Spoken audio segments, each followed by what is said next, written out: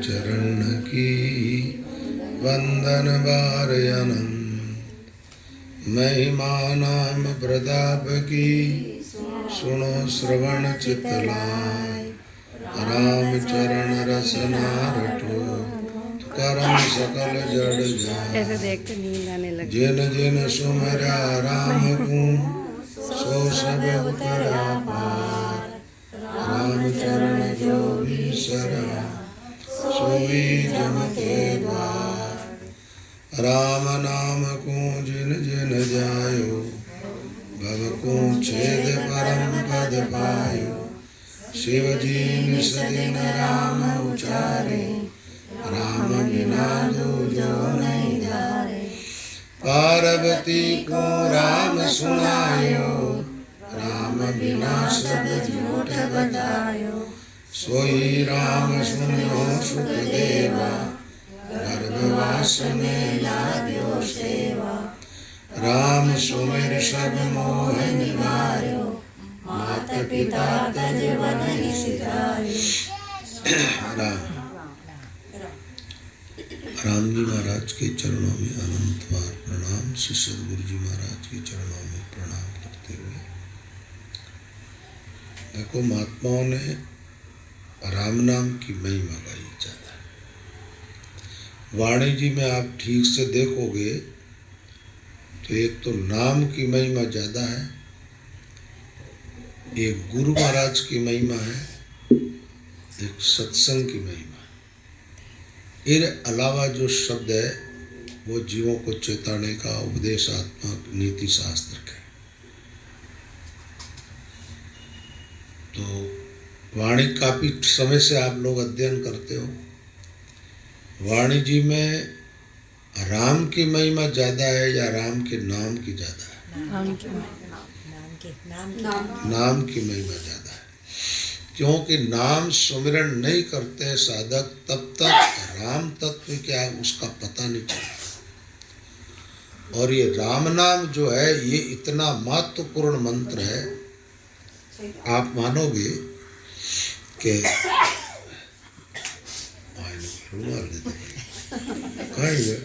स्मरण नहीं करते जब तक राम का महत्व ठीक ठीक साधक के समझ में नहीं आता। और निष्ठा के साथ राम नाम का सुमिरन आप कर लेते हो तो राम क्या है उसका महत्व पूरा समझ में आ जाएगा। एक बात इन महात्माओं ने क्या किया, राम नाम का सुमिरन किया। सुमिरन करने से उन महात्माओं को राम का महत्व पूरा समझ में आ गया था। सुमिरन के पहले किसी को भी नहीं आया। सुमिरन करने के बाद वाणियां वगैरह लिखे हुए ग्रंथों में ज्ञान प्रकट हुआ है। दूसरा, इतिहास में आप देखें तो वाल्मीकि का जीवन तो एकदम पतित जीवन था, मतलब एकदम पापमय जीवन था उसका। उसके जीवन में इतने पाप किए जिसका कोई वारा पार ही नहीं। यानी वो जब था उस समय इनका नहीं था। उसके सारे पाप किस नाम से मिटे? राम नाम से। एक बात है, ये महात्मा जो उपदेश देते हैं ना, ये जीवों की स्थिति को देख करके पहले देते थे। भागवत पढ़ते हैं ना, तो आप देखो गुरु जी को कौन सा मंत्र दिया नारद जी ने? ओम नमो भगवते वासुदेव। और वो ही नारद जी ने जब प्रहलाद को उपदेश किया तो मंत्र कौन सा दिया? राम राम करना। क्योंकि नारद जी पहले से जानते थे प्रहलाद के जीवन में कठिनाई ज्यादा आएगी, इसको बहुत विरोध का सामना करना पड़ेगा, प्रतिकूलताओं का सामना करना पड़ेगा। तो ये राम नाम उच्चारण करने में भी सरल है और राम नाम के अंदर इतनी शक्ति है। प्रतिकूलताएं जब आती है ना, उस टाइम साधक नाम सुमिरन करे तो ये नाम उनके जीवन पर एक कवच बन जाता है। कवच किसको कहते हैं? जैसे पहले राजा महाराजा कवच पहन जाता युद्ध करने के लिए, तो कवच उनके शस्त्रों से बचाता था। ऐसे ही राम नाम जो है, ये जो विघ्न आते हैं ना, जैसे ग्रह गोचर आदि का, तंत्र मंत्र का, कोई भूत प्रेत आदि का, डाकन शाकन का, ऐसा आता ना, तो उन सारे विघ्नों से जीव की रक्षा कर लेते हैं। और इनसे ही नहीं करते हैं। राम नाम देखो, सुमिरन करो, सर्प को नहीं काटने देता, और काट लेगा तो उन सर्प के विष का असर नहीं होने देगा। मान लो कभी काट लिया किसी को तो असर नहीं होगा। ये तो मेरा खुद का जीवन का अनुभव है। मैं शुरू में जो रहा ना, ऐसी जगह पर रहा पहाड़ी में, तो वहाँ पर हमारे कोई पिलंग हिलंग ऐसे तो थे नहीं, हम तो धरती पर सोते थे, बिस्तर भी नहीं थे, पूरे याग में थे। तो कई बार ऐसा हुआ, ये चतुर्मास में जो छोटे छोटे सांप होते हैं ना, पड़ा बोलते हैं उधर उनको, वो अनाशनाते मगरा था, और आप उसमें से 20 पत्थर उठाओगे तो 21 बार नीचे बिच्छू निकले। एडी जगह रिया 6 साल में, लेकिन मैं 5-6 साधु, एक ही साधु ने कभी बिच्छू नहीं काटी और सर्प नहीं काटी। लाइट नहीं थी, टार्च भी नहीं थी हमारे पास। रात में उठ के इधर उधर भी जाना तो अंधेरे में जाओ रहा।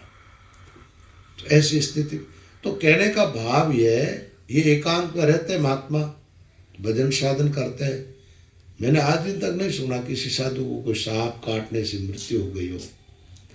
और आपको एक मजे की बात सुनाऊं, मैं जब साधु बना ही था, उम्र भी छोटी थी, आता भी कुछ नहीं था। एक गांव में सत्संग के लिए ऐसे हम तो ऐसे विचरण करते थे, गांव के बाहर बैठे थे, एक भाई बोल रहा कि राम जी हमारे घर हालो जो सत्संग करेंगे, चलो के वहाँ जाके बैठे थे। एक भाई को बिच्छू खा गया, बिच्छू काट गया तो वो लेके आ गए। एक महाराज है, बड़ा महाराज। गांव के लोगों को ऐसा लगता भी महाराज कोई झाड़ा झपट्टा करता होगे, और हमें कुछ भी नहीं आता, हम तो राम राम करते थे। ठीक है। तो ये जो साकी है जो रोज आप बोलते हैं, सुख का सागर राम जी और ये विपत्ति निवारण वाली, ये मेरे को याद थी। इसको मैं बोलता गया और मेरी माला से ऐसे झाड़ा दिया उसको, वहीं बिच्छू का जहर उतर गया और राम राम करने लगे सत्संग बैठ के। ये राम भजन का प्रताप है, मतलब दूसरे मंत्रों का काम भी राम राम करता है। तो और एक मजे की बात, अब मेरी बात चल गई इसलिए मैं बता देता हूँ। मैं 11.5 बरस तक पैरों में जूते चप्पल नहीं पहने। कई बार रात में भी निकलते थे, चलते थे नंगे पैर, गांव में रास्ते ऐसे थे। एक बार, और तो सब ठीक है, और की बातें मुझे याद, एक घटना ऐसी हुई। एक बार मेरे को बुलाए थे गांव में, जो वो गांव पड़ता था, मैं रहता वहाँ से करीब 10-11 किलोमीटर। तो जहाँ रहते थे वहाँ पक्षियों को अनाज डालते थे। तो मैंने कहा अनाज डाल के आरती बोल के जाएंगे। वैसे ही सत्संग होती है गांव में, रात में 9-10 बजे पहला तो वो चालू है। तो रात में गए, उस रास्ते निकल गए, सुबह सत्संग कर, सुबह वापस आए दिन में। महाराज उस चेले में इतने कांटे पड़े, मुलक, वो बाड़ा थी ना 2 ही तरफ, और बीच में वो रास्ता था, तो हवा से गर्मी के दिनों में कांटे सब। अरे मैंने कहा राम राम, ये इन कांटों से किसने रक्षा की। और ये सच बता रहा हूँ आपको, 11 साल में कभी मेरे कोई मोटी होल नहीं पागी पग में। ठीक है। तो ये मेरी तो बात ऐसे आ गई, ताकि बात ये राम का नाम है ना, ये रक्षात्मक मंत्र है, जीवों की रक्षा करता है। एक संत की बात सुनाता हूँ मैं कई बार, निशापुरा की परंपरा के थे, अवधूत महात्मा थे, परमहंस टाइप। तो शरीर पर कोई वस्त्र नहीं, कपड़े नहीं रखते थे, नंगे ही रहते थे। केवल भिक्षा के लिए गांव में जाते जब लंगोट धारण कर लेते, बाकी ऐसे जंगल भजन करते। एक बार भयंकर बरसात हुई, ये अभी जैसे चल रहा ना, दिसंबर जनवरी का टाइम, ओले गिरे, हवाएं चली तो ठंड और तेज हो जाती है। गांव के लोगों ने सोचा महाराज तो मर गए होंगे, लेकिन गांव में भी आस्तिक तो होता ही है। लोगों ने कहा अपन चलते जा कर के महाराज कहीं हो ठीक ठाक तो उनको कोई मैणिया वगैरह कपड़े वो ओढ़ा दे। वहाँ गए तो वो जैसे ही आवाज़ लगाई तो वो जा रहते थे ना, एक नदी किनारे रहते थे, आवाज़ लगा दी वापस राम बोले तो ठीक है। वहाँ गए तो वो कम्बल वगैरह लेके गए ना, तो जहाँ बैठे थे उनसे करीब 8-10 कदम एक ऐसा घेरा बना हुआ, और सब जगह भयंकर ठंड, उसके अंदर ठंड। वो जाके सामने बैठे तो उनको वो अपने कपड़े ये है नाम का प्रताप। किसका? अपन भगवान का मार्ग तो अपने पूरा समझ में नहीं आता, इसलिए कई बार अविश्वास होता है। पूरा समझ में आ जाए तो एक तो क्या है कि राम जी अपने निकट है, अपना रक्षक। एक बात बताओ, इस बात को तो आप सब जानते हो, आपका छोटा बच्चा हो आपकी गोद में, तो आप उसको, आपकी जितनी ताकत है वो सामर्थ्य है, तब तक आप अपने बच्चे का अनिष्ट होने देते हो क्या? नहीं होने देते। आप तो इंसान हो। हम देखते कई बार आजकल मोबाइल में आते देखने को मिल जाता है कि जानवर होता है ना, जो शेर से घबरा के भाग जाते हैं, लेकिन कोई माँ बच्चे को जन्म दिया और उसके बच्चे को पकड़ ले तो वो भयंकर उस शेर का सामना करने लग जाती। ये तो माँ अपने बच्चे का अनिष्ट नहीं होने देती है। तो ऐसे हम जब बच्चे बन जाएंगे राम जी के, किसके? परमात्मा के। हम भगवान के हैं, भगवान हमारे हैं, पूरा विश्वास जीवन में होगा तो राम जी आपके लिए रक्षक है।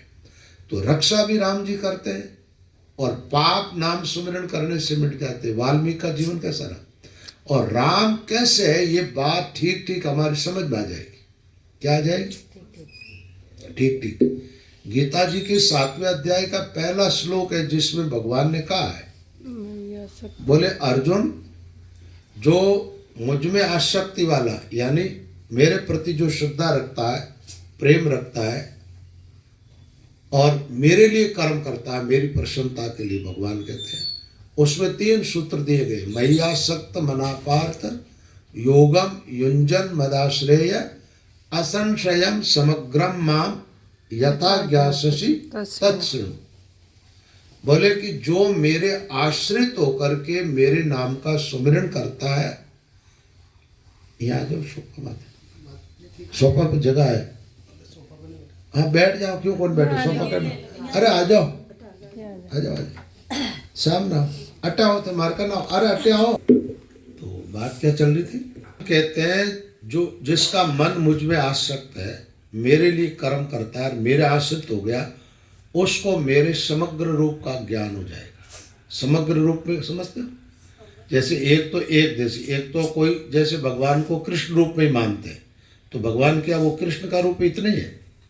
अरे भाई कृष्ण रूप में तो भगवान मान लो द्वापर युग में हुए तो उसके पहले भी थे, बाद में भी थे, वो जहाँ थे वहाँ तक ही थोड़े थे, भगवान तो और भी है। कई राम के रूप में मानते हैं, कोई नरसिंह रूप में मानते हैं। एक देश समग्र रूप का मतलब ये होता है भगवान का निराकार रूप, भगवान का साकार रूप, समस्त जितने रूपों में परमात्मा प्रकट हुए वो, और जो सामर्थ्य परमात्मा का सारे विश्व के अंदर व्यापक है, प्राणियों के बाहर भीतर सब जगह, और जितना नाम में सामर्थ्य है वो सब रूपों से परमात्मा को ठीक ठीक समझ लेना, ये क्या है? भगवान के समग्र रूप को जानना है। क्या जानना? अच्छा एक तो आप देखो, आपका ही बॉडी है, इस बॉडी के अंदर देखो आप, तो आप देखते हो आत्मा आंख में ही है, आंख में नहीं है। आत्मा पूरी बॉडी के अंदर व्यापक है। आंख भी उसी आत्मा की शक्ति से काम कर रही है, कान भी। तो निराकार रूप में परमात्मा सर्वत्र व्यापक है और साकार रूप में प्रकट हुआ, तो वो कहीं से आया क्या? निराकार से ही प्रकट हुआ। अच्छा वापस किस में ले हुआ? निराकार में ले हुआ। तो निराकार, साकार, सगुण, निर्गुण जितने भी परमात्मा के रूप है, उन सारे रूपों का सार तत्व को समझ लेना क्या है? समग्र रूप को समझना। अब समझने के बाद समझ में संशय नहीं होना। क्या बताया? जिस ज्ञान में संशय होता है, अधूरा ज्ञान जो होता है, आप कई जगह देखोगे वाणियों के अंदर भी आता है। अधूरा ज्ञान जहाँ आता है ना, वहाँ संशयात्मक बातें आती है, और संशयात्मक बातें आती है उसके लिए शास्त्र कहते हैं संशयात्मा विनिश्यति नायम लोको अस्ति न परो न सुखम संशयात्मन। तो ज्ञान कैसा होना चाहिए? पूरा ज्ञान। ज्ञान में अधूरापन नहीं होना। अधूरा ज्ञान जो है वो एक विकृति उत्पन्न करता है, एक द्वंद्व खड़ा करता है, और पूर्ण ज्ञान होगा वो शांति प्रदान करेगा। ज्ञानम लब्ध्वा परम शांतिम अचिरेणादि गच्छति। तो वाल्मीकि को भगवत तत्व का ज्ञान हुआ, किससे हुआ भाई? राम नाम से। नाम सुमिरन से। उसको मिले कौन? संत मिले। संत मिले तो क्या छुड़ाया? सबसे पहले पाप करना छुड़ाया, फिर करवाया क्या? राम नाम का सुमिरन करवाया, सुमिरन में लगाया और पाप छुड़ाया।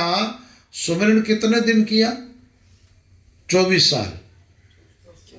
24 साल वो काल उनका वाल्मीकि का जो रहा है वो सतयुग से लेकर त्रेता युग के एंड तक का काल रहा वाल्मीकि का। उस समय आदमी की उम्र होती थी लगभग 1,00,000 बरस। सतयुग में कितनी उम्र होती है? अब 1,00,000 बरस में 24 साल तो यूं ही चले जाए। ठीक है। 12 वर्ष दूणो राम ररंकार रट्यो। 12 वर्ष, 12 कितना? 12 और डबल करो उसको, दूना 24 हो गया। 12 वर्ष दूनो तो 24 साल। अब कोई ज्यादा थोड़ा ही होता भाई। 24 आज आपके बच्चे पढ़ते हैं तो 10-12 साल तो पढ़ाई बीत जाते हैं। ठीक है। तो 24 साल सुमिरन किया उस वाल्मीकि ऋषि ने। महाराज 100 करोड़ तो राम का चरित्र लिख दिया कि राम जी धरती पर प्रकट होंगे, अवतार लेंगे तो क्या क्या लीलाएं करेंगे। जैसे कोई मकान बनने के पहले नक्शा तैयार करता है ना, ऐसे वाल्मीकि जी ने 10,000 वर्षों पहले लिख दी। राम जी का अवतार नहीं हुआ, उसके पहले रामायण की रचना हुई और जो वो रचना थी उसी के अनुसार राम का चरित्र हुआ। ठीक। तो 10,000 वर्ष पहले 100 करोड़ रामायण। 100 करोड़ का मतलब 100 करोड़ श्लोक लिखे उन्होंने। कितने? बहुत होते हैं। बोलने में तो अपन सोचते हैं 100 करोड़, लेकिन और लिखने की व्यवस्थाएं कहाँ थी? आज जैसे कागज पेन थोड़े ही थे वहाँ तो सही भी आते घोटी जाती थी। और ये जो इनकी भोजपत्र की छाल पर ऐसे लिख लिख करके ग्रंथों को ताड़ के पत्तों पर लिख लिख के उनको तैयार किया था। तो इतनी मेहनत से। अच्छा एक बात बताओ, उनको ऐसा दिव्य ज्ञान, और केवल आकार में राम जी प्रकट हुआ इतना ही ज्ञान नहीं है। वाल्मीकि को निराकार तत्व का भी पूरा ज्ञान है, साकार का भी पूरा ज्ञान है। और अन्य जितने तंत्र मंत्र है ना, वेदों के अंदर वैदिक ज्ञान में क्या है? वेदों के जितने शब्द है वो सब मंत्र है। वैसे तो वाणी के हर शब्द मंत्र है। तो उन मंत्रों में क्या शक्ति है और उसको कैसे जगानी वो भी उनको ज्ञान था। राम जी के बेटों को किसने पढ़ाया? वाल्मीकि। अच्छा उनको कौन कौन सा ज्ञान करवाया था? शस्त्र ज्ञान भी करवाया। और शस्त्र ज्ञान ऐसा करवाया जो राम जी के सैनिक रावण से भिड़ गए थे, वो दैत्य जो इतने मायावी, उन सब को पराजित करने वाले उन छोटे छोटे बच्चों के सामने पराजित हो गए। ये करामात किसकी थी? वाल्मीकि। अच्छा वाल्मीकि में वो सामर्थ्य आया कहां से? राम नाम से। तो और कुछ नहीं किया, केवल नाम का सुमिरन किया है, बाकी दूसरा झंझट। अच्छा रामचंद्र जी महाराज ने क्या किया? इतनी बड़ी वाणी जी आप पढ़ते हो, उन्होंने क्या किया था? गुरु महाराज से मंत्र लिया और लग गए सीधे श्वास राम राम करने। अच्छा राम राम कितने बरस किया जब उनको सफलता मिली? 12 साल नाम सुमिरन किया, पूर्ण तत्व का ज्ञान हो गया। जो ब्रह्म व्यापक है सर्वत्र, उसके साथ वो एक में एक हो गए। रामचंद्र जी महाराज का राम राम करते करते ये शरीर है ना, बॉडी, ये चिन्मय हो गई थी। चिन्मय किसको कहते हैं? जैसे अपने शरीर के अंदर हड्डियां है, अब अगर कोई जैसे तलवार भीतरों निकल जाए तो अपने शरीर के 2 टुकड़े हो जाएंगे, 2 हिस्से हो जाएंगे, 2 हिस्सों। अच्छा 2 हिस्सों में शरीर बनने के बाद शरीर जिंदा नहीं रहता, मर जाता है। रामचंद्र जी महाराज के जीवन में 2 बार ये घटना घटित हुई। जैसे उनके शरीर के अंदर से एक बार तो आडमन पार हुआ, एक बार जैसे रामचंद्र महाराज एक दिन किए स्नाना, रामजन जी शिष्य आडबंद कटी पहराना। जब उनकी वृद्धावस्था थी तब वो एकदम स्नान करके ऐसे ही सीधे नंगे आ गए थे, जबकि वो वस्त्र धारण करते थे आजीवन तक। रामचंद्र जी महाराज चंद्र धारण करते थे। तो सेवा में जो थे चेले, तो उन्होंने जैसे वो कटी के कॉपिन पहनाने के लिए आडबंद बांधने लगे, पार हो गया। एक बार तो विचार किया भाई मेरी चूक हो गई होगा, कोई क्या है, ऐसा थोड़े होता। दोबारा पूरी सावधानी के साथ पहना पार। जब एकदम नतमस्तक हो गए, एक बार रामचरण जी महाराज जब वाणी उच्चारण हुई, इतना बड़ा ग्रंथ, तो उनके गुरु महाराज जब थे, रामचरण जी महाराज ने जब वाणी उच्चारण की उस टाइम उनके गुरु जी थे। तो कृपाराम जी महाराज ने कहा भाई रामचरण जी महाराज ने वाणी उच्चारण की, उसको मेरे पास लाओ, मैं पढ़ नहीं चाहता। तो पढ़ी, पढ़ने के बाद बड़ी प्रसन्नता हुई। अब यार थाणो कोई बेटो पोतो उन्नति करे जन ध्यान में, जो महात्माओं को अपने शिष्य भगवत प्राप्ति कर लेते हैं, भगवान की तरफ बढ़ जाते हैं और एकदम परमात्मा के साथ ओतपोत हो जाते हैं, तो उनको बड़ी प्रसन्नता होती है। तो खुश हुए। और योग की बात थी, वो वाणी पढ़ के रहे। उसी टाइम रामचरण जी महाराज गुरु महाराज के दर्शन करने के लिए गए तो अपनी परंपरा दंडोत की, प्रणाम दंडोत करके गुरु महाराज के सामने ऐसे बैठ गए थे। तो कृपाराम जी महाराज ने सोचा कि वाणी कोई कवि की भी रचना हो सकती, कभी भी तो कविताएं लिखता ही है ना, ये जैसा कह रहा है ऐसा है कि नहीं है। तो एक वहां लकड़ी पड़ी थी, वो एकदम ऐसे उन पेट में घोंपती और ऐसे घुमाए तो जैसे हवा में घूमती वैसे। तो कृपाराम जी को कहना पड़ा, या शब्दा के मायने मेरी तो गमना, बोले कि मेरी समझ के कुछ बात ये और मेरे से भी आगे बढ़ चुके हैं, और ये कोई कठिन वाली बात नहीं है। एक बात बताओ, थे पढ़िया लिखा कौन था टाबर जगह, पढ़ाई में आगे निकल जाओ कौन, सुझाव मिले। तो ऐसे भजन साधन जो करता है वो महान होता है। ऐसे दादू जी महाराज, राम नाम का दादू जी अट्टे जीड़ा, दादू जी रो जन्म 18 कांकरिया पे, ठीक है। और कांकरिया पे जन्म तो कटा रहो, पर कांकरिया पे भगवान मिले उनको एक बूढ़े महात्मा के रूप में।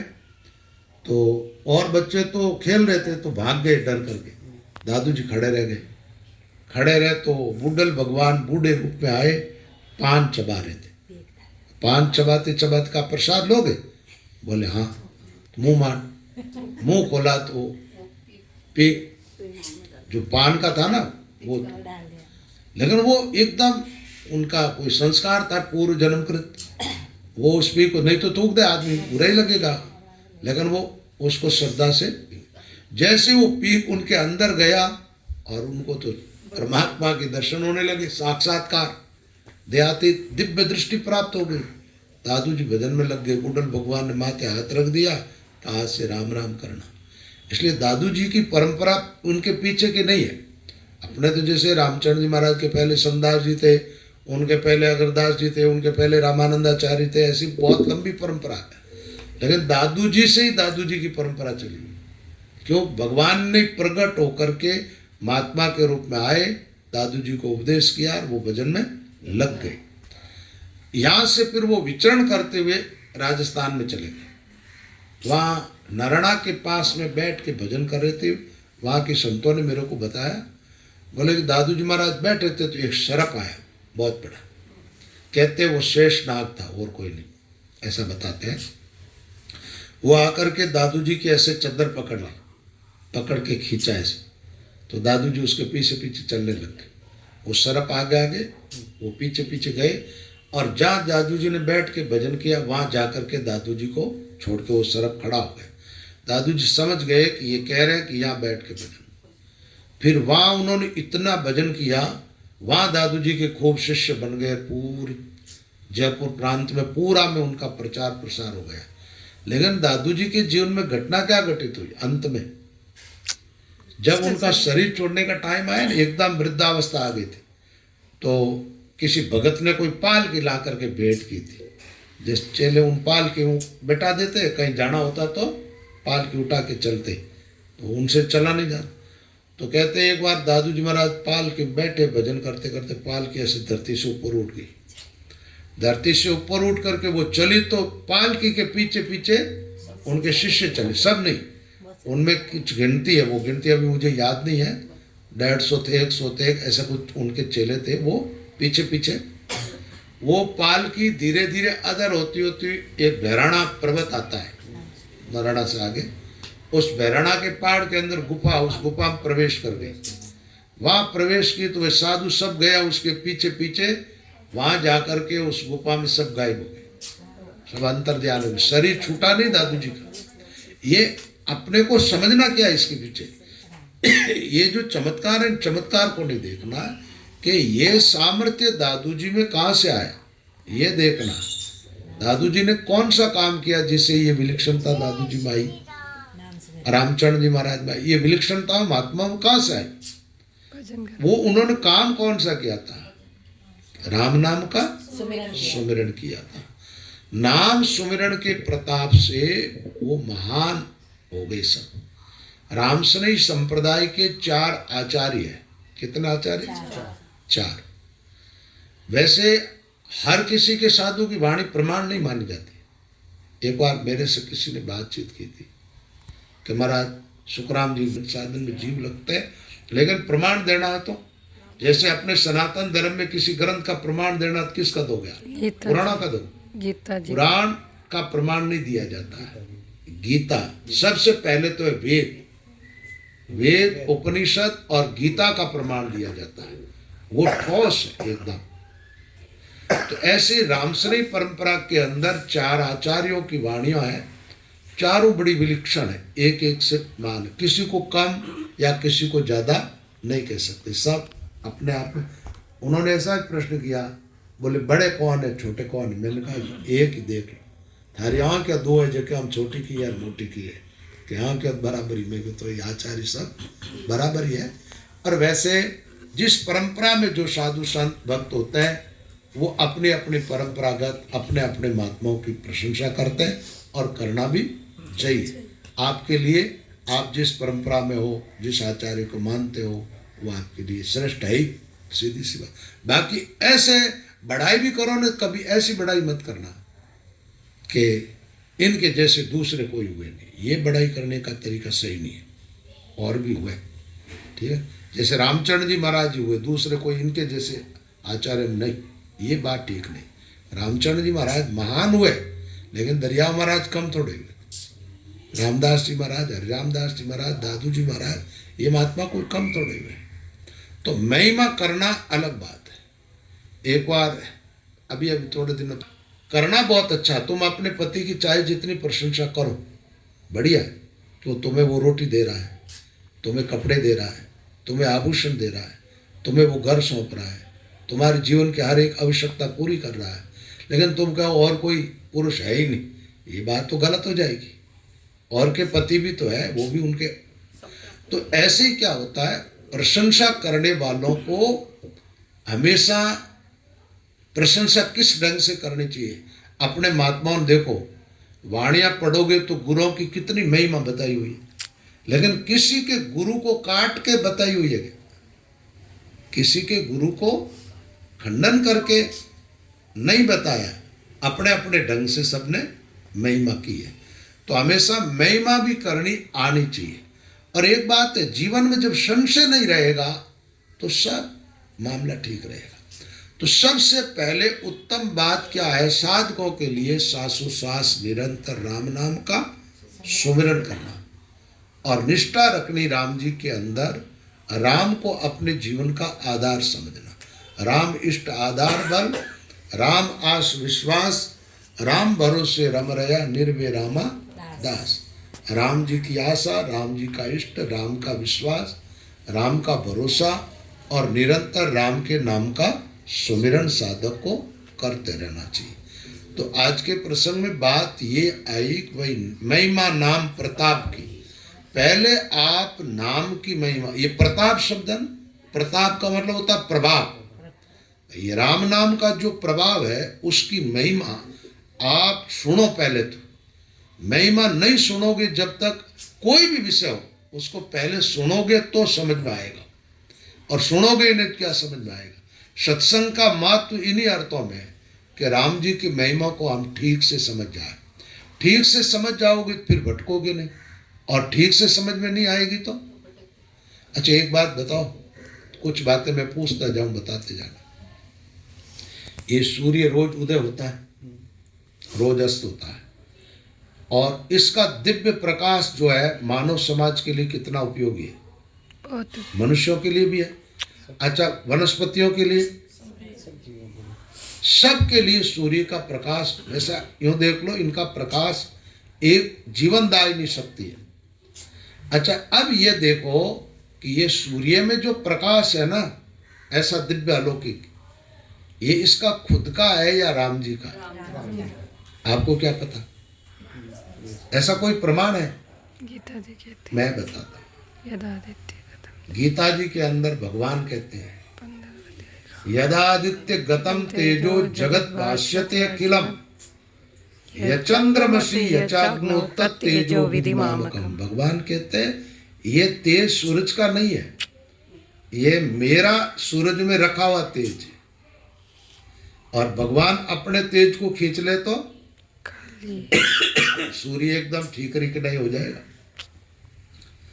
अच्छा, इसमें भी रखा हुआ भगवान कहते। दूसरी बात, अग्नि का कितना उपयोग है प्राणियों के लिए, उस अग्नि में उष्णता के रूप में भी भगवान कहते हैं मेरा तेज है। जल का उपयोग, जल में रस के रूप में भगवान कहते हैं मेरा तेज है। ये इन वायु में गति के रूप में मेरा तेज है। एक बात है, वायु निरंतर चल रही है, इसका कितना उपयोग मान, इसका मतलब जीवन को पोखरा तो राम जी है, सब तरह से भगवान ही सब कुछ दे रहा है।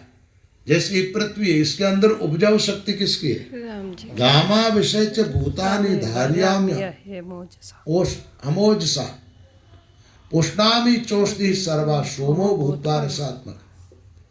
चंद्रमा में रसात्मक और प्रकाशदायिनी दोनों शक्तियां भगवान कहते हैं इनमें मेरी रखी हुई। तो ये जितने देवता है जो मानव समाज को दे रहे, देवता किसको कहते हैं? देने वाले। दुनिया मानती है वो अलग चीज है, देता है उसको देव कहते हैं। वायु देता है।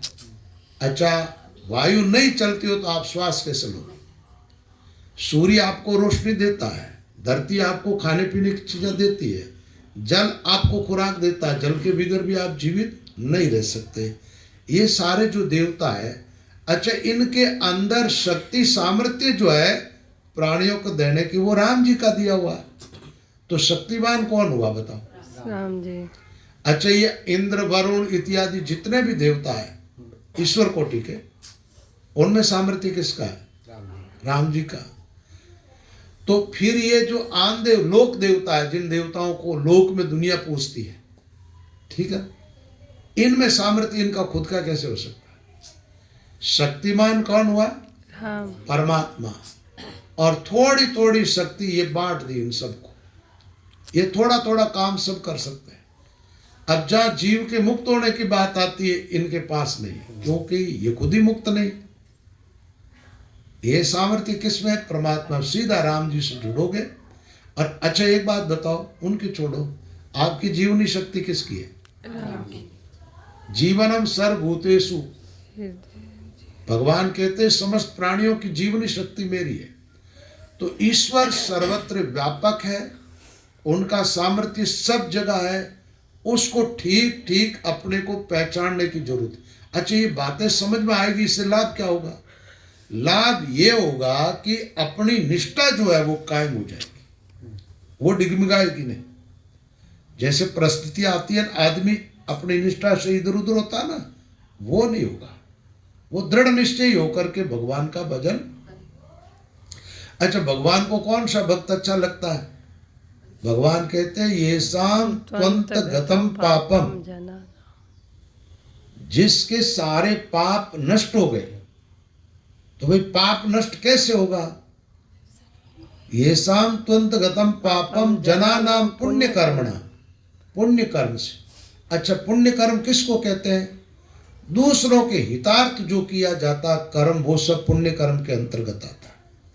एक तो आदमी जैसे पैसे से पुण्य करता है, दान पुण्य वगैरह जैसे करते हैं, वो है ही। इसके अलावा जैसे आप मान लो कोई दुखी है, परेशान है, उसकी शरीर से सेवा कर देते हो, उसको उठा देते हो, सहारा दे देते हो, या कोई रोटी पानी, कोई भी किसी तरीके से अन्य प्राणियों को मदद पहुंचाना, उसका नाम क्या है? यानी अपने कर्म ऐसे होंगे दूसरों को सुख पहुंचाने। लोग क्या सुख के भोगी है, मतलब सबसे सुख मिले मेरे को, ये तो सबकी धारणा रहती है, लेकिन हम सुख को सुख पहुंचाए ये धारणा नहीं रहती। ये जब धारणा रहेगी आपकी कि हमारे द्वारा सब सुखी रहे, हमारे आसपास में रहने वाले परिवार आदि में, तो यहाँ भी क्या है, एक बढ़िया मजे की बात बताता हूँ। देखो 10 आदमी, 5 आदमी, 4 आदमी साथ में रहोगे, द्वंद्व तो जरूर होगा, ठीक है। अब द्वंद्व के अंदर अनिष्टकारी भावना नहीं जगनी चाहिए। क्या नहीं होना चाहिए? द्वंद्व होता है ना प्रतिकूलताओं का, उसमें एक दूसरे के हित की भावना रखो। कौन सी हित की भावना कैसे रखे? भगवान से प्रार्थना करनी है तो कि भगवान इनके विचारों में सुधार हो जाए, इनके आचरण में सुधार हो जाए, इनकी वाणी में सुधार हो जाए, ये आपका भगत बन जाए, ये भी सुखी हो जाए, ये हमारे अनुकूल नहीं है तो इन व्यवहार से ये भी तकलीफ में, हम भी। ऐसी प्रार्थना आप भगवान से कर सकते हो, अनिष्टकारी भावना। दूसरी एक और बात है व्यवहारिक ज्ञान की, ठीक है। द्वंद्व जब होता है, जैसे सास में, बहू में, बेटी में, माँ में, देरानी जेठानी में, ऐसा कुछ होता, तो बढ़िया ग्रस्त वही है जो बात, ये जो घर की दीवारी है ना, इसके अंदर के अंदर रहने दो। अच्छा, बाहर अपन मदद मांगते, किससे मांगते? कोई करता है? कोई तुम्हारे भीतर के आंतरिक द्वंद्व को मिटा देगा? वो मिटाओगे तो आप अपनी समझ से मिटाओ, तो दूसरे क्या लेंगे? मजा लेंगे। आप देख लेना, कोई भी फौरी चीज लोगों को मिलनी चाहिए, लोग मजा लेते, और लोगों के लिए मनोरंजन होता है। क्या होता? हंसी उड़ाते, आपके सामने नहीं, सामने तो कहने किसी कीमत होती नहीं। तो इसलिए क्या करना चाहिए बताओ? परिवारों में कैसे रहना चाहिए, वो भी कला सीखनी चाहिए। उस कला के साथ आप भजन करोगे, आपकी भक्ति में वृद्धि होगी। एक बात बताओ, जब कोई तनाव पैदा हो जाए उस समय आप भजन बैठो तो भजन अच्छा होता है, शांत वातावरण रहता था, शांत वातावरण। अच्छा, मान लो अपन जैसे भक्ति के पथ पर चल रहे हैं और उस रास्ते चलने से भी हो रहा है, तो उस समय थोड़े ठहर जाओ, थोड़ा ठहराव ले लो, थोड़े रुको, वहीं बैठ करके भजन कर लो, वहीं बैठ करके वाणी पढ़ लो, और धीरे से माहौल वापस सही होगा उसके अनुसार, तो व्यवहारिकता में थोड़े ठीक से चल पाओगे। तो एक तो व्यवहार ठीक होना चाहिए, परोपकार की भावना होनी चाहिए, कोशिश पूरी ये करनी चाहिए अपने व्यवहार के द्वारा किसी को, सामने वाले को तकलीफ न हो, और फिर कोई अपने स्वभाव से हो जाए तो उसके दोषी तुम नहीं होते हो। जैसे मीराबाई भजन के रास्ते पर चलती थी, राणो जी आदि बिना ही कारण तकलीफ में थे, तो उसका दोष मीरा पर नहीं आया। लेकिन आप कभी देखा मीरा के किसी पद में राणा जी के प्रतीक, जहर देने वाले के प्रतीक, देश निकाला देने वाले के प्रतीक, कभी मीराबाई ने कोई भगवान से कहा हो इनका अनिष्ट हो जाए, ऐसा कहीं आता है? नहीं आता है। कबीर साहब रामचंद्र जी महाराज को कह दिया छोड़ दो ये देश, हमारे देश में नहीं रह सकता। उदयपुर दरबार निकाल दिया गया एक बार, वो तो रामसेन ने जाकर के धरना दिया, फिर ठहरे। तो लेकिन उन्होंने कभी ऐसी प्रार्थना की क्या भगवान से? नहीं की। रामदास जी महाराज खेड़ा वालों का ऐसे उदाहरण था, जो दरबार ने कह दिया हमारी सीमा में नहीं रह सकता, निकल गए। निकले जब उनके जो स्थान था ना, वो विरक्त नहीं थे, उनकी पत्नी भी साथ में थी, ठीक उस समय, और महात्मा थे। ये थोड़ी ग्रस्त परंपरा रही 2 पीढ़ी तक। तो आश्रम में मैंने अनाप शनाप अनाज वगैरह धन संपत्ति थी, क्यों भगत बहुत थे तो लाते हुए पड़ा। तो उस टाइम में कहा भाई आवश्यकता अनुसार सामान, रामदास वरण का कुछ भी नहीं लेना, यहाँ से एक दान कर्ण नहीं उठाना, ये इस राजा के राज्य की चीजें सब। जब अपने को इसके राज्य में नहीं रहना है तो इनकी चीजों का कोई उपयोग भी नहीं करना, ठीक है। वो अपनी छड़ी और कमंडल लेकर के निकल गए, और पीछे पीछे उनके 40 शिष्य निकले थे। फिर ये भ्रमण करते हुए दौड़ दौड़ यहाँ भी आए, हाँ देवगढ़ आए, करेड़ा में भी आए। देवगढ़ में 11 भूतों की मोक्ष हुई। वहाँ एक कोई खंडर हवेली लोगों ने रोक दिया, भूतिया हवेली कहलाती थी, उनमें 11 भूत रहते थे। रामदास जी महाराज को वहाँ ठहराए। तो जैसे ही गए अंदर, तो पहले साधु संत चप्पल जूते नहीं पहनते थे, बैठते जब पैर धो के बैठते, भाई पग कटी लागा है तो हाँ, तो पैर धो करके पानी धोने लगे, और वो भूत हड़बड़ाहट में घर से निकल रहे थे ना, तो नाले में घुस गए। भूत तो सूक्ष्म होते, कहीं भी जा सकते हो, आप दरवाजे बंद कर दो तो अंदर आ जाए। तो नाले में जाकर के बैठे तो महाराज ने पैर धोए, वो पैरों के वो चरणामृत गया, वो जल का स्पर्श होते ही वो आत्माएं राम राम करती हुई बाहर आ गई, सबका कल्याण हो गया। अच्छा यहाँ भी एक बात देखो आप, उस पानी में ऐसी क्या करामात थी जो उन आत्माओं के सारे पाप नष्ट हो गए राम भजन के। और वो भगवान के परम धाम को प्राप्त हो गए। एक महापुरुष, उन्होंने कृपा भी नहीं की है उस टाइम, तो केवल उस जल का स्पर्श हुआ जिससे वो आत्माएं, ये भी करामात किसके नाम की है, राम के भजन। उन्होंने क्या किया, राम नाम के स्मरण करते। इसलिए नाम का महत्व ठीक ठीक हमारे को समझ लेना चाहिए।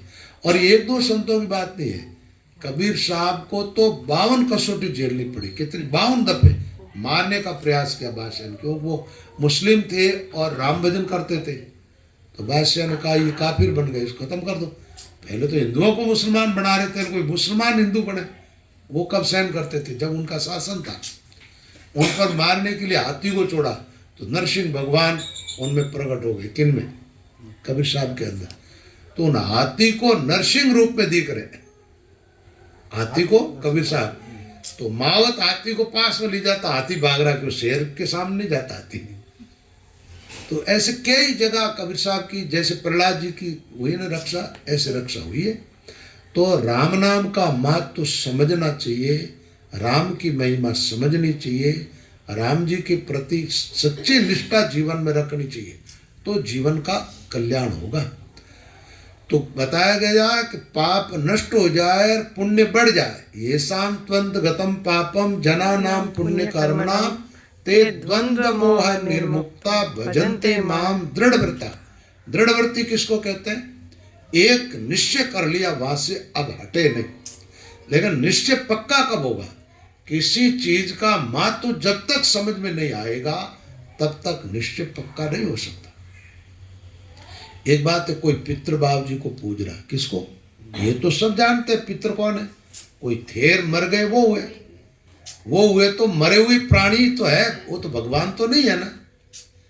लेकिन अब उससे कह दिया जाए कि तू इनको पूजेगा तो तू ही प्रेत बनेगा, ऐसे सीधा कहा जाए तो और नाराज हो जाएगा, ये हमारे पितृ बाबू जी को छुड़ा रहे, क्या हो जाएगा।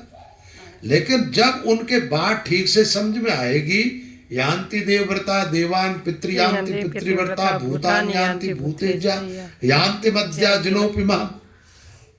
अरे भाई भगवान कहते हैं भूतों को पूजने वाले भूत हो गए, पितरों, ये आजकल क्यों है आडे कट पितर हो रहे, पहले ये पक्का था, आज भी है। जो पक्का रामसनी है, रामसनी धर्म को मानता है, उनके घर में मरने वाले कोई पितर नहीं होते। रामसनी कभी पितर नहीं होते। अब नहीं होते, उसके बावजूद लोग मान रहे, इसका मतलब क्या, मतलब ये हुआ पहले से मानते थे, फिर धीरे संबंध होता है, बवा वगैरह इधर उधर से आती है, उन बच्चियों में ठीक से बात तो समझ में नहीं आया उनके राम का, तो वो क्या उनके संस्कारों के अनुसार पितरों को इतरों को इनको पूजने लगी। तो एक बात है, दूजा जान पूछ लो किसी भोपा को, पूछते ही बताए था, आप पूछ देखो, एक भोपा और ए जो हाथ वगैरह देखे ज्योतिष वाला ने अनकन ये फार्मूला जो है वो पक्को है।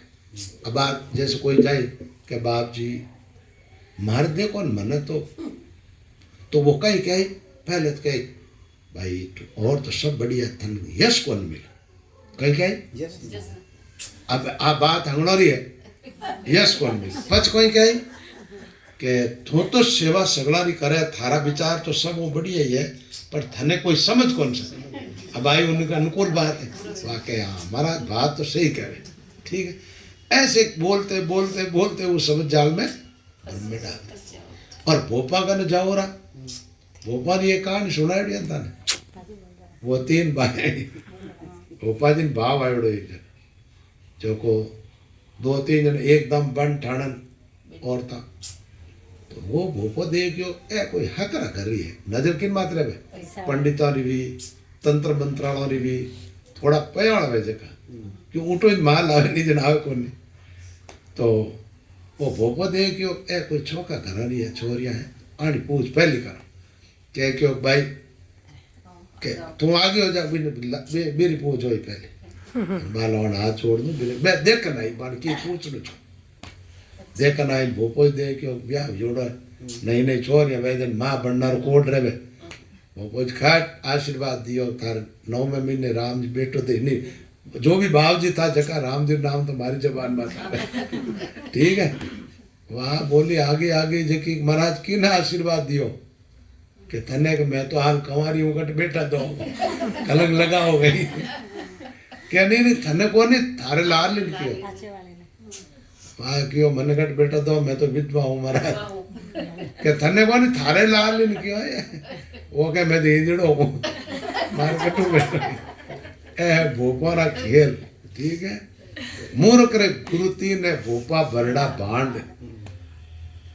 तो इसलिए ब्रह्म जाल में उलझाने वाले लेकिन जब आपके राम नाम का महत्व तो समझ में आ जाएगा खुद के समझ में आने के बाद एक बात है आप 500 रुपया ने 12 में समझ रिया ठीक है अब आपको कोई खोटा नोट देनी चाहे तो आप लोगे क्या समझ है जन तो निजन जिलाज अच्छा आपको हीरे की परख है और स्फटिक मणि का कंकर कोई हीरा कह करके आपको दे सकता है क्या और परख नहीं है तो ले लोगे आप ठीक तो जब राम का महत्व समझ में आ जाए कि राम सर्वत्र व्यापक है राम सर्व समर्थ है राम जी के जैसा दूसरा कोई है नहीं हमारा जीव ईश्वर का ही अंश है राम जी की उपासना करने से जीव सदा के लिए सुखी हो जाता है सुरक्षित हो जाता है जीवात्मा का लोक सुधर जाता है परलोक सुधर जाता है सब कुछ बढ़िया हो जाता है ये बात समझ में आ जाएगी फिर बाद में आप नहीं मानो लेकिन जब अब मैंने कोई कह दे महाराज थाने 1 करोड़ रुपया भेंट करूं कितना 1 करोड़ में तो मौज हो गया 1 करोड़ रुपया थाने भेंट करूं थेड़ो करो मार काली माता और कालका माता जकार थोड़ी पूजा न आरती कर दो एक दिन ठीक है मैं करूंगा मेरी आत्मा नहीं कहेगी मैं नहीं कर सकता ठीक है तो ऐसे दृढ़ निश्चय पक्के भगत जब कब बनते अपन कि हम जैसे एक लौकिक उदाहरण एक वाणी में कई शब्द आए अंगाय पतिव्रता और व्यभिचारिणी रंग वे पतिव्रता व्यभिचारिणी रंग क्यों आता था मतलब पतिव्रता का जैसा निश्चय होता ना ऐसे भगत का निश्चय पक्का होना चाहिए अच्छा पतिव्रता स्त्री को कितना ही प्रलोभन दे दिया जाए लेकिन वो क्या अपने पति को छोड़ के किसी और के साथ जा सकती है नहीं जाएगी और व्यभिचारिणी है उनके लोभ देवन जरूरत को बायु जाए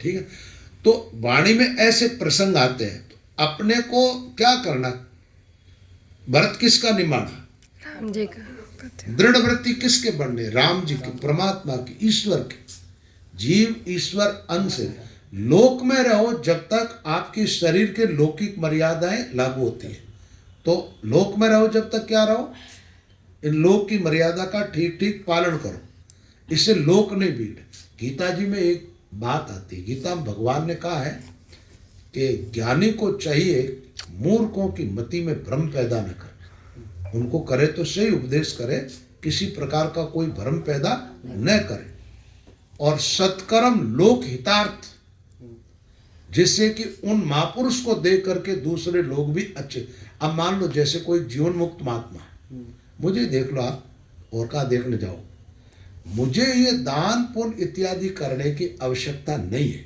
क्यों नहीं है मुझे स्वर्ग तो चाहिए नहीं और मुझे ये पता है कि मैं जो जहाँ जिसकी उपासना कर रहा हूँ मेरी मोक्ष होगी तो मुझे तो सीधा राम से मिलना और कोई मेरे मन में चाह ही नहीं तो अब मैं क्या सत्कर्म करना छोड़ दूं नहीं लोक हितार्थ का मतलब यह है कि अपने को दे करके दूसरे लोग जैसे मुझे पाठ करता हुआ देखेंगे तो आप लोगों में भी एक भावना बढ़ेगी मुझे ध्यान में देखोगे तो आपकी भी भावना बढ़ेगी भाई महाराज 2-4 घंटा से बैठे भजन कर रहे हैं तो अपने को थोड़ा भजन करना चाहिए ये पाठ कर रहे हैं तो अपने को पाठ करना चाहिए मैं आपको प्रेरणा करूंगा सत्कर्म के लिए तो आप सत्कार्य में लगे रहो मोक्ष नहीं होती है आत्मा की तब तक सत्कर्म आत्मा के काम आते मोक्ष नहीं होते ना जब तक आप जो पुण्य करते हो ना मोक्ष का मतलब सीधा है कि अपनी आत्मा परमात्मा में लय हो जाना, उसके बाद कोई जन्म नहीं होना। लेकिन मान लो जन्म होगा तो आपको रोटी भी चाहिए। एक बात, अभी अपना जन्म हुआ है तो अपने को कपड़े भी चाहिए, रोटी भी चाहिए, पानी भी चाहिए, रहने के लिए जगह भी चाहिए, सारी फैसिलिटी अपने को चाहिए। अच्छा, अभावग्रस्त लोग हैं वो भजन भी नहीं कर सकते, ये भी बात है ना। तो वो पुण्य के द्वारा प्राप्त होगा, जो भी आपको आत्मा आगे जन्मेगी जब पुण्य के द्वारा।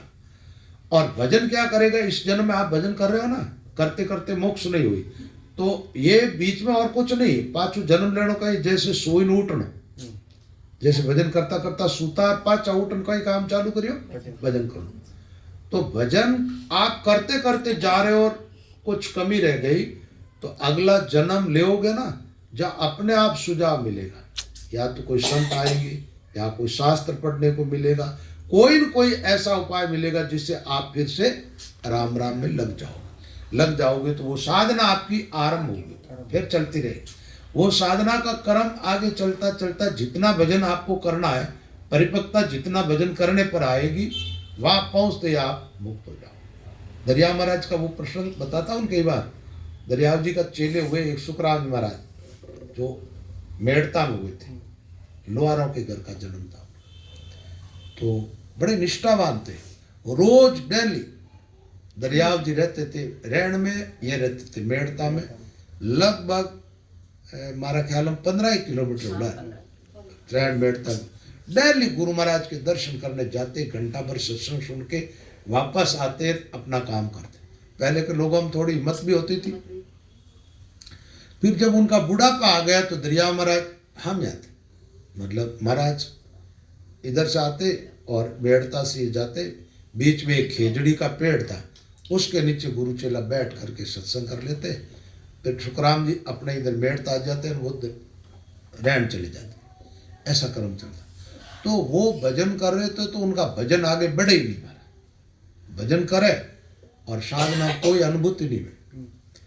उनके दूसरे गुरु भाई थे, वो सबको हो रहा। तो उन्होंने पूछा, गुरु महाराज मेरे बजे क्या है, अब तो शरीर ही जाने वाला है, जिंदगी बीत गई और भजन में तो आगे वृद्धि हो ही नहीं रही। तो दरियाव जी ने कहा, देख सुखराम दास कि ये तेरे गुरु भाई है ना, इनका कोई का तीसरा जन्म चल रहा, किसी का चौथा, किसी का पांचवा, इतने जन्मों से भजन करते हुए आए और तेरी साधना अब आरंभ हुई है इस जन्म से, तो थोड़ा टाइम लगे। तो उन्होंने क्या किया, एक लोहे का पिंजरा बनाया, आदमी नींद आने लग जाए तो लोहे का ऐसा पिंजरा बनाया। वो शायद अभी भी है हमारे ख्याल में, मेड़ता देवड़ में पड़ा है कोई दर्शन निशान। तो अंदर की तरफ यूँ भाला रखे, आदमी बैठ जाओ जितो सिद्ध, अब आगे झुके तो ही वो लागे भाला रही तो आदमी सिद्ध हो जाए। ऐसे हट करके दृढ़ निश्चय से भजन किया तो भी आगे नहीं बढ़े तो गुरु महाराज के पास जा करके रोने लगे। दरिया महाराज के पास में उनके पास बैठ करके रोने लगे। तो महात्मा दयालु होते हैं, तो रोने लगे। दरिया महाराज माता हाथ रखते सारे स्थान एक ही क्षण में पार हो गए उनके। तो जहाँ पहुँचना चाहिए ना, वहाँ एक क्षण में, तो वहाँ दरिया महाराज के सामर्थ्य से वो पहुँचे और मुक्त हो गए। तो ए रामचरण जी महाराज ने हुआ उन टाइम, इनके इतने बड़े बड़े शिष्य हुए ना, कई जन्मों की आत्मा थी जो इंतजार कर रही थी कि कोई ऐसा दिव्य महापुरुष धरती मात जाए आवे तो मैं उनके सानिध्य में जाए मुक्त हुआ। जीवन मुक्त तो रामचरण जी महाराज एक ही थे। ये जितने शिष्य प्रशिष्य जो हुए वो सब आत्माएं उनके साथ आ गई और उनकी कृपा से फिर उनके उपदेश से वो सब भजन करके मुक्त हो गए। तो अपने को समझना क्या भाई, आज की बात ये थी, टाइम भी हो गया। राम के नाम का महत्व को ठीक ठीक समझ लेना। महिमा नाम प्रताप की, यानी इस नाम का कैसा प्रभाव है उसको ठीक समझो तो आपकी निष्ठा है वो कायम रहेगी। भजन आप करते रहोगे तो सहज संसार सागर से पार हो जाओगे। राम तुम्हारो आसरो, राम तुम्हारो ज्ञान, राम तुम्हारो भजन, राम तुम्हारो ध्यान, राम तुम्हारो ध्यान, राम तुम सिर पर राजो, आगे पीछे राम, दसों दिस रामी राजो। राम चरण एक राम बिना मन माने नहीं आन, राम तुम्हारो आसरो राम तुम्हारो ज्ञान। तो राम नाम का सुमिरन निरंतर करते रहना। अब बोलो